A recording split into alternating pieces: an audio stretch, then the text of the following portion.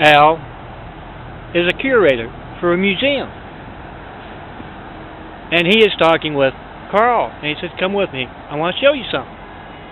And they walk up to Terrel, an elderly security guard. And Al says, Terrel, you got better memory than I do. I want you to remind me of something next week.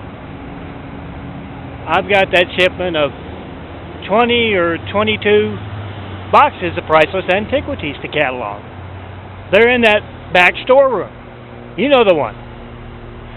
With all those boxes piled up in front of it. I gotta get back in there and catalog those artifacts, put them in an exhibit next week. And Terrel goes, oh yes sir, I'll remind you of that next week. You got those 20 boxes of priceless antiquities to catalog. I'll remind you.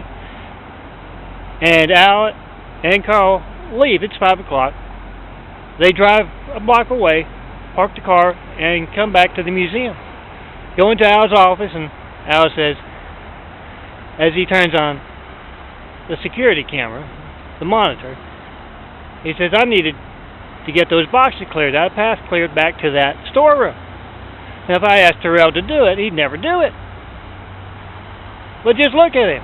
And Terrel is going to town, picking and moving all those boxes to the side neatly, so you got a little path back to that storeroom. And Carl says, oh yeah, he's doing that so he can go steal all those boxes of uncatalogued artifacts.